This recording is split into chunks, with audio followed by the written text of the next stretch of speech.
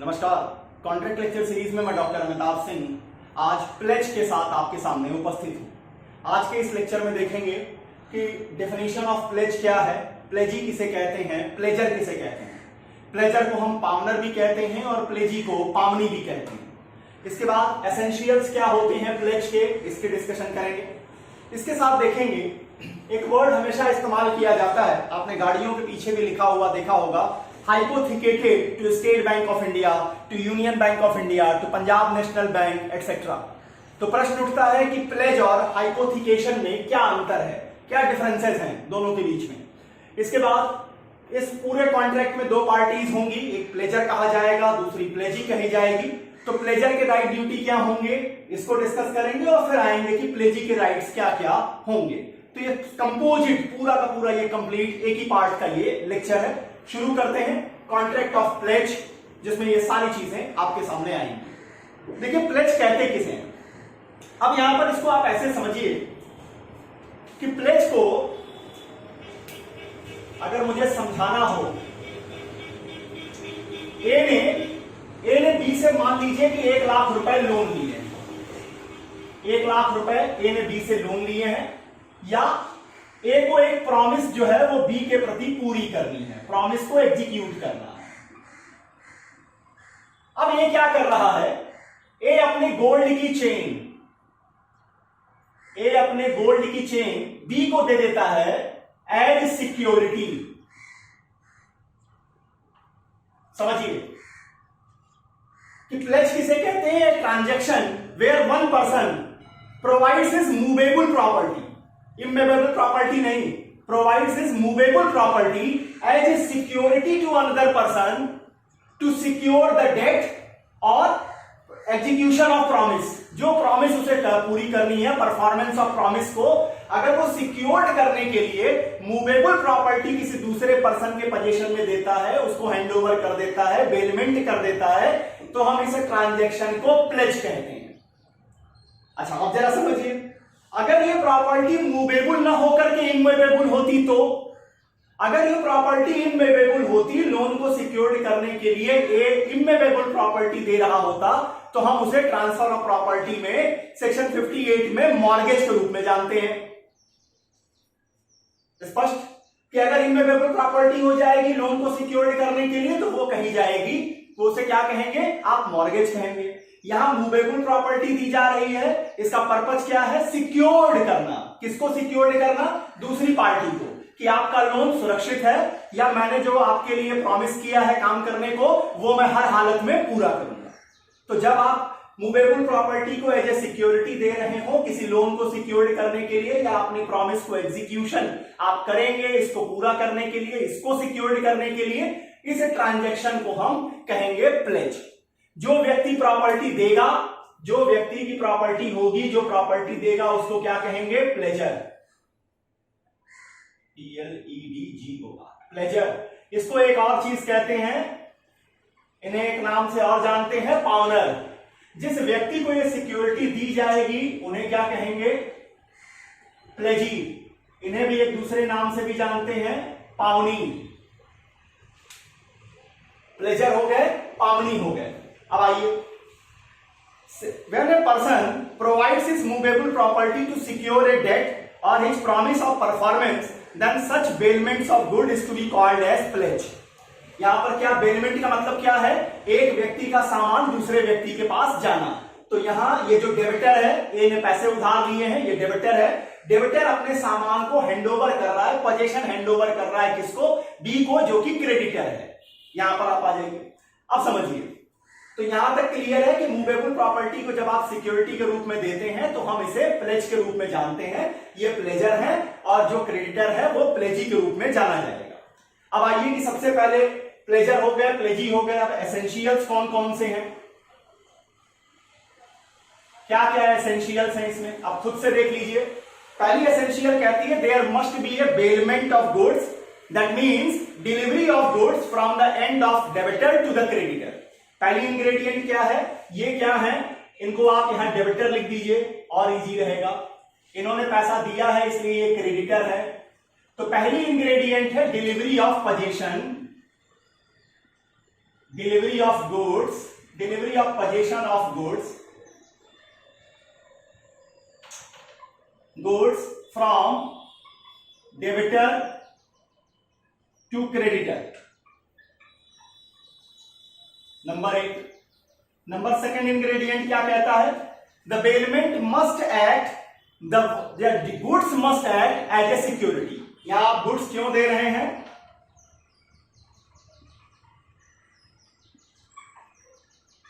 As security. किस चीज के लिए सिक्योरिटी दे रहे हैं? अब उस पर आ जाइए। Such goods must act as a security for a debt और for the promise to be perform. Security for debt और प्रॉमिस टू बी परफॉर्म। समझिए। अब सबसे पहले डेफिनेशन पे आ जाते हैं। डेफिनेशन है क्या?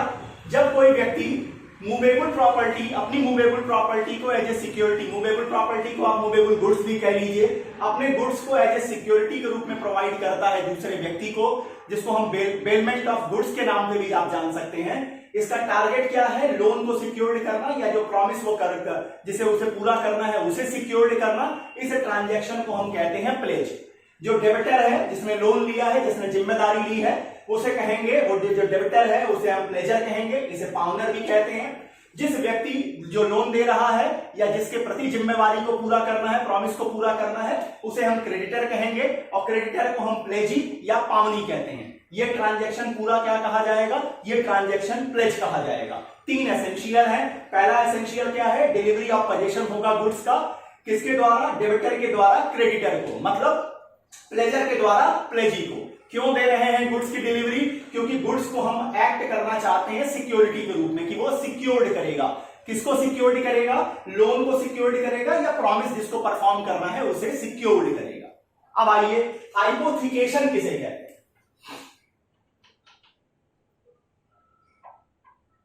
हाइपोथिकेशन किसे कहते हैं? आपने गाड़ियों के पीछे अक्सर लिखा देखा होगा, this vehicle is hypothecated to State Bank of India, Union Bank of India, UCO bank.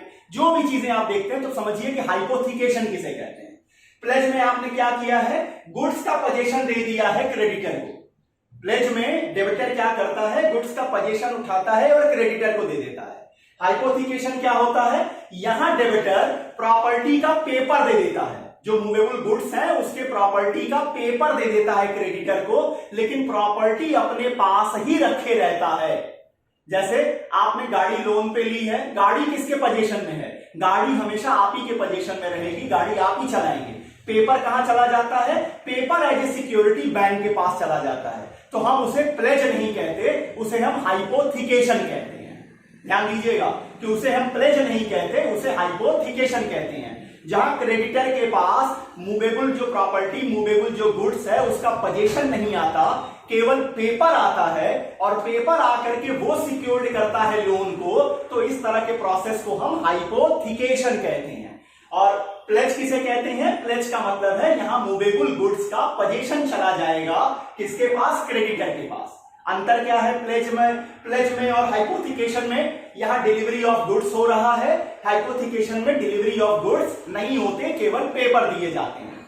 अगर मान लीजिए कि प्लेजर लोन को चुकाने में वायलेट कर जाते हैं, मतलब आप डिफॉल्ट कर जाते हैं, नहीं चुका पाते हैं अपना लोन, अपनी प्रॉमिस परफॉर्म नहीं कर पाते हैं, तो क्रेडिटर के पास या प्लेजी के पास 2 ऑप्शन होंगे। कौन कौन से? वो मुकदमा भी फाइल कर सकते हैं, इस प्रॉपर्टी को सेल भी करवा सकते हैं, और इसके साथ ही प्रॉपर्टी पर लियन का भी राइट इस्तेमाल कर सकते हैं। क्यों? क्योंकि गुड्स उनके पोजीशन में है, इसलिए वो लियन का इस्तेमाल कर सकते हैं। जब आप हाइपोथिकेशन में देखेंगे तो गुड्स चूंकि आपके पोजीशन में होती ही नहीं है, तो इसलिए आप लियन का इस्तेमाल नहीं कर सकते हैं, राइट टू सू कर सकते हैं, राइट टू सेल का इस्तेमाल कर सकते हैं। तो हाइपोथिकेशन में राइट ऑफ लियन अवेलेबल नहीं होगा, जो कि अवेलेबल होता है प्लेज के केस में, प्लेजी के फेवर में, प्लेजी या पावनी के फेवर में। तो ये चीजें हैं। सबसे पहले कि प्लेज किसे कहते हैं, पाउंडर किसे कहते हैं, पावनी किसे कहते हैं, एसेंशियल्स क्या है, और हाइपोथिकेशन किसे कहते हैं, हाइपोथिकेशन और प्लेज में क्या क्या डिफरेंस है। अब यहां पर कुछ केस आती है। पहली केस आती है ideal bank of India versus pride of India pictures limited. Ideal bank of India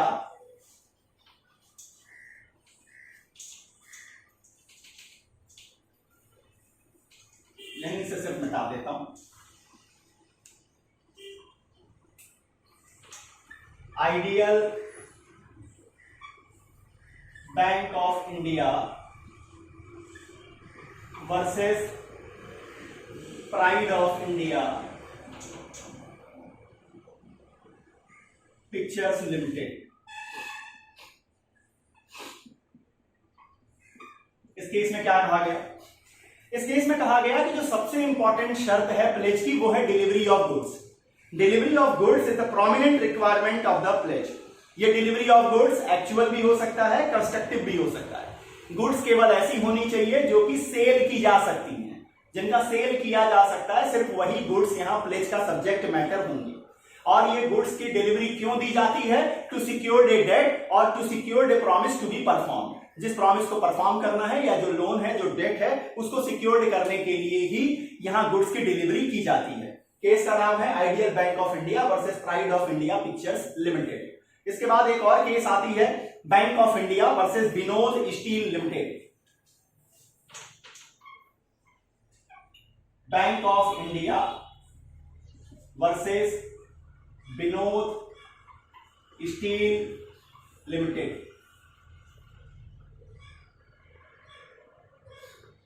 यहां क्या हुआ यार? Here the court held that when certain movables has been pledged by a company, they cannot be attached and sold for satisfaction of the claims of other creditors of the company without satisfying the claim of the bank। समझिए यहां पर क्या हुआ? एक bank को company ने क्या किया, अपने कुछ मूवेबल्स जो है वो प्लेज कर दिए। अब उस कंपनी के ऊपर दूसरे क्रेडिटर्स का भी पैसा बाकी था। कोर्ट ने कहा कि जो मूवेबल प्रॉपर्टी जो है वो प्लेज की गई है बैंक के पास, उस पर दूसरे क्रेडिटर्स का दावा तब तक हम नहीं सुनेंगे, तब तक हम नहीं क्लेम करने देंगे जब तक कि बैंक की जो राशि है, बैंक का जो ड्यू है वो क्लियर नहीं हो जाता। विनोद स्टील के केस में कोर्ट ने हेल्ड किया a pledge is not a transfer of any interest in the property for the benefit of pledgee. Pledge जो है वो प्लेजी के फेवर में कोई ट्रांसफर ऑफ इंटरेस्ट नहीं है, ट्रांसफर नहीं करता है। हाँ, ये क्या करता है? रिकॉग्निशन जरूर दे देता है, एक स्पेशल स्टेटस जरूर दे देता है। It only creates a special interest in the favour of the side of प्लेजी। ये कोई राइट का मतलब इंटरेस्ट का ट्रांसफर नहीं है। जैसे फॉर एग्जांपल अगर आप मॉर्गेज के केस में देखते हैं तो मॉर्गेज में आप क्या कहते हैं कि मॉर्गेज के केस में आप कहते हैं कि वहां पर इंटरेस्ट का ट्रांसफर होता है, लेकिन यहां क्या है कि जब आप प्लेज के केस में आते हैं तो यहां पर कोई इंटरेस्ट का ट्रांसफर नहीं है, सिर्फ एक इंटरेस्ट क्रिएट किया जा रहा है कि हाँ इनका लोन है और इस लोन को पहले इन मूवेबल प्रॉपर्टीज को इसलिए दिया गया कि वो लोन सिक्योर्ड रहे। तो कोर्ट ने कहा कि पहले जिनको सिक्योरिटी दी गई है, हम पहले बैंक का पैसा जब पूरा निकल जाएगा उसके बाद ही उन मूवेबल प्रॉपर्टीज पर दूसरे क्रेडिटर्स का दावा बर्दाश्त करेंगे या उसको अलाउ करेंगे। अब आइए, अब इतनी बातें हो गई। अब इसके बाद आते हैं राइट्स ऑफ प्लेजर किसे कहते हैं, प्लेजर के क्या क्या राइट्स होंगे, फिर देखेंगे कि प्लेजी के क्या क्या राइट होंगे। Rights of pleasure.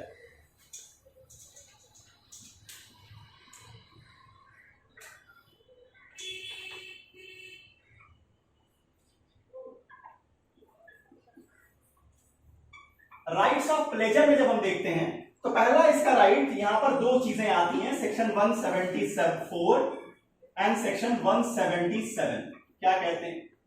Section 174 and 177 deals about right of pawnor, pawnor या प्लेजर। कौन कौन से सेक्शन है? सेक्शन 174 और 177। 174 क्या कहता है? The pawnee shall not retain the goods pledged for any debt or promise other than the debt or promise for which they are pledged, but if there are subsequent advances made by the pawnee, then pawnee can retain the goods। अब जरा 174 को समझिए। यहां ए ने क्या किया है? ए ने 1 लाख रुपए, सेम एग्जांपल है, ए ने 1 लाख रुपए बी से लिए हैं और बी को उसके बदले में गोल्ड की chain as a security provide कर दी। अब ए ने क्या किया? ये 1 लाख रुपए बी को वापस कर दिए। ए ने 1 लाख रुपए बी को वापस कर दिए। हाँ, ए का पहले का भी 50,000 रुपए 50,000 रुपए ए को देने हैं बी को, लेकिन उस 50,000 के लिए ये gold chain as a security नहीं दी गई थी। तो सेक्शन 174 का कहना है कि जो लोन, जिस लोन के लिए सिक्योरिटी दी गई है, जिस प्रॉमिस को परफॉर्म करने के लिए सिक्योरिटी दी गई है, उस लोन के अलावा किसी और लोन के लिए, किसी और प्रॉमिस की परफॉर्मेंस के लिए आप उस मूवेबल गुड्स को अपने पास नहीं रख सकते हैं, मतलब उसे एज ए सिक्योरिटी ट्रीट नहीं किया जाएगा। तो 174 क्या कहता है? The goods shall be treated as security for only such particular loan और such promise to be perform, जिसके लिए दिया गया स्पेसिफिक उसी लोन के लिए, उसी जो है प्रॉमिस टू बी परफॉर्म के लिए उसे एज ए सिक्योरिटी समझा जाए। किसी और लोन, किसी और प्रॉमिस के लिए पावनी जो है वो उसे सिक्योरिटी के रूप में ट्रीट नहीं कर सकेगा। नंबर 1। अब आ जाइए 177 का क्या कहना है? 177 कहता है द राइट्स ऑफ रिडम्पशन।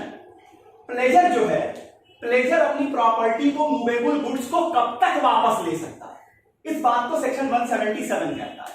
अब प्लेजर की जिम्मेवारी क्या है? वो लोन को चुका दे। मान लीजिए प्लेजर लोन नहीं चुका पाता है, डिफॉल्ट कर जाता है।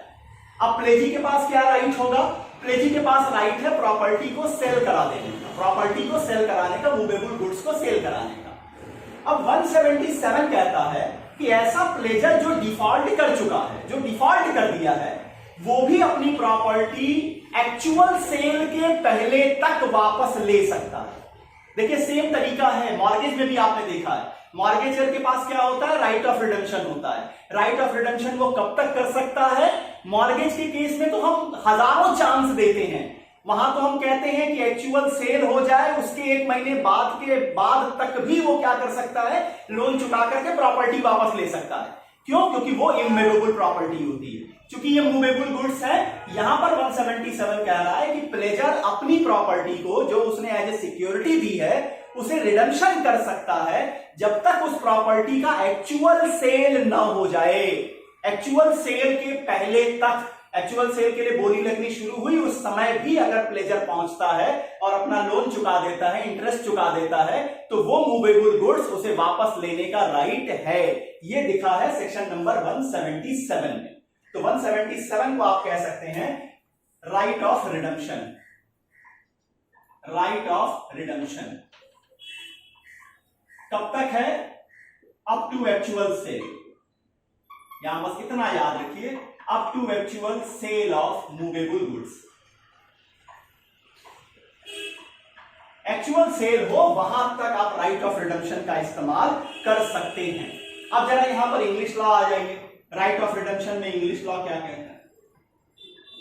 इंग्लिश लॉ का कहना है कि where there is no time stipulated for redemption, जहां पर कोई टाइम पीरियड फिक्स नहीं किया गया है रिडम्पशन के लिए, वहां प्लेजर जो है वो अपनी जिंदगी के दौरान कभी भी उन गुड्स को रिडीम कर सकता है। मान लीजिए फिक्स नहीं है कि आप कितने दिन में लोन वापस करेंगे, तो प्लेजर जो है पूरी जिंदगी के दौरान, जब तक प्लेजर जिंदा रहता है तब तक वो उन गुड्स को रिडीम कर सकता है, ऐसा इंग्लिश लॉ का कहना है। लेकिन अगर भारत की बात करें तो भारत में सेक्शन 176, 177 का कहना है कि कब तक कर सकते हैं? बिफोर एक्चुअल सेल कर सकते हैं। एक्चुअल सेल होगा उसके बाद नहीं, एक्चुअल सेल के पहले तक यहां जो प्लेजर है वो प्रॉपर्टी को, अपने मूवेबल गुड्स को रिडम्पशन कर सकता है। अब आ जाइए राइट्स ऑफ प्लेजी किसे कहते हैं? प्लेजी के कौन कौन से राइट्स मिलते हैं?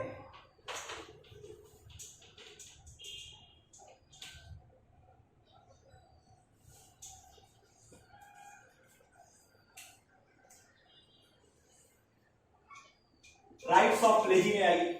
अब राइट्स ऑफ प्लेजी में यहां जो सेक्शंस आते हैं वो है 173, 75 और 76। यहां 3 सेक्शंस आपको देखने होंगे, 173, 175 एंड 176। अब क्या क्या? अब इसमें सबसे पहला जो राइट आएगा वो आएगा राइट ऑफ एक्सपेंस।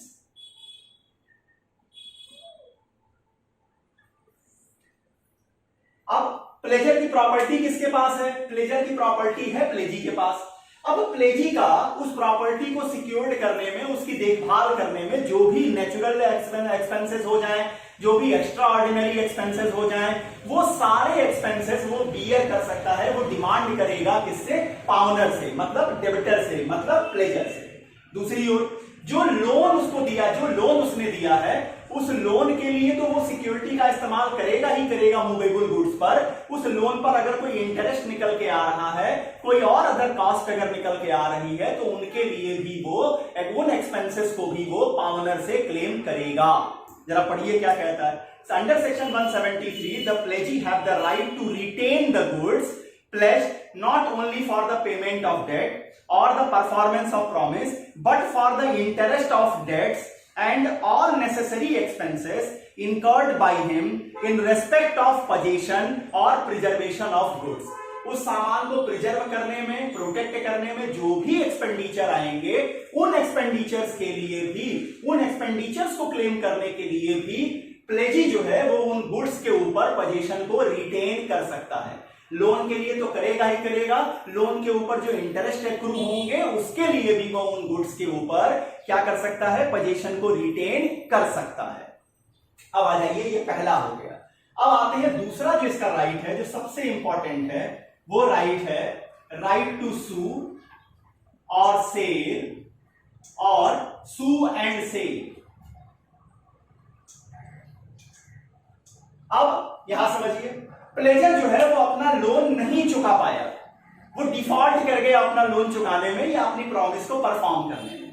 अब प्लेजी के पास राइट है कि वो प्लेजर के ऊपर केस फाइल करके कंपनसेशन ले सकता है। जो प्रॉपर्टी, जो मूवेबल गुड्स प्लेजी के पास है, वो उसको सेल करवा सकता है। हाँ, इस सेल के पहले प्लेजी को नोटिस देनी पड़ेगी। किसको नोटिस देनी पड़ेगी? प्लेजर को नोटिस देनी पड़ेगी।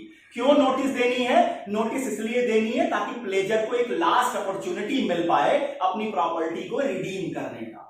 इस नोटिस में क्या क्या चीजें आएंगी? नोटिस में आप ये बताएंगे कितना पैसा आपका ड्यू है, कितना उस पर इंटरेस्ट क्रिएट हुआ है, कौन कौन सी कॉस्ट आपकी लगी है। आप कौन, यहां पर एग्जैक्ट डेट और प्लेस नहीं बतानी पड़ेगी कि आप उस प्रॉपर्टी का कब सेल कराएंगे, लेकिन आप एक टेंटेटिव डेट जरूर बताएंगे कि किस दौरान आप उस प्रॉपर्टी का सेल कराना चाहते हैं, उस मूवेबल गुड्स का सेल कराना चाहते हैं। ये चीज आपकी आएगी 75 एंड 76 में। देखिए, under section 176 the pawnee has been vested with the right of bringing the suit for the amount due to him while retaining the goods pledged as a collateral security. यहां पर जो प्लेजी है वो रिटेनिंग का power भी इस्तेमाल कर रहा है, लेकिन उसके साथ ही वो सेल का पावर भी रखता है। सेल भी उस मूवेबल गुड्स को करा सकता है। हाँ, डिमांड क्या है? According section 176 it is required that before the actual sale notice shall be delivered to the pawnor. Notice जरूर दी जाएगी, किसको? पावनर को। Such notice must be clear and specific in its language and must indicate the intention of the pawnee to dispose the security. But it is not required that the actual date shall be delivered. Actual date को देने की कोई जरूरत नहीं है। सिर्फ अगर आप इतना बता देते हैं कि अब हम आपका इंतजार नहीं कर रहे हैं, आपका जो मूवेबल गुड्स मेरे पास सिक्योरिटी के रूप में है, अब हम इसे सेल करने का इंटेंशन बना चुके हैं, हम इसे सेल करने जा रहे हैं, इस तरह की नोटिस अगर आप दे देते हैं एज ए पावनी, एज ए प्लेजी, ये काफी मानी जाएगी। आप उसके बाद सेल करा सकते हैं। अब इसमें एक प्रश्न उठता है, मॉर्गेज के केस में हमने देखा था कि मॉर्गेजी को हम रोक देते थे उस प्रॉपर्टी को खरीदने से, जो प्रॉपर्टी उसे मॉर्गेज की जाती थी। अब प्रश्न यहां यह उठता है कि प्लेजी को जो प्रॉपर्टी दी गई है एज ए सिक्योरिटी, अगर वो उस प्रॉपर्टी को सेल करा रहा है, तो क्या वो खुद उस प्रॉपर्टी को खरीद सकता है, खुद उस मूवेबल गुड्स को खरीद सकता है? इस पर एक केस आती है नीकराम वर्सेस बैंक ऑफ बंगाल की। नीकराम वर्सेस बैंक ऑफ बंगाल। इस केस में कहा गया, नीकराम वर्सेस बैंक ऑफ बंगाल के केस में कहा गया कि प्लेजी जिसके पास प्रॉपर्टी है एज ए सिक्योरिटी, वो उस मूवेबल गुड्स को खुद भी खरीद सकता है सेल के दौरान। जो उसने सेल कराया है, उस सेल के दौरान वो खुद भी उस मूवेबल गुड्स को खरीद सकता है। इसमें कहीं रिस्ट्रिक्शन नहीं, सिर्फ शर्त इतनी लगी हुई है कि ऐसा सेल वॉइड हो जाएगा अगर सेल के पहले नोटिस नहीं दी गई है पावनर को। तो पावनर को अगर आपने नोटिस दे दी है, नोटिस के बाद भी वो नहीं पहुंचते हैं, अपना लोन नहीं चुकाते हैं, आप उस मूवेबल गुड्स को सेल कर रहे हैं, तो आप एज ए क्रेडिटर, आप एज ए सिक्योरिटी होल्डर होते हुए भी आप उस मूवेबल गुड्स को खरीद सकते हैं सेल के दौरान। हाँ, एक्चुअल सेल के पहले पाउंडर के पास राइट है कि वो किसी भी समय राइट ऑफ रिडेम्पशन का इस्तेमाल कर सकता है। अब फिर से जरा देख लीजिए हाइपोथिकेशन में क्या क्या क्या मिलता है। हाइपोथिकेशन की केस में हमने आपको बताया कि चूंकि प्रॉपर्टी का पोजीशन नहीं होता है क्रेडिटर के पास, इसलिए वो राइट ऑफ लियन का इस्तेमाल नहीं कर पाएंगे, केवल राइट ऑफ सेल का इस्तेमाल वो कर पाते हैं।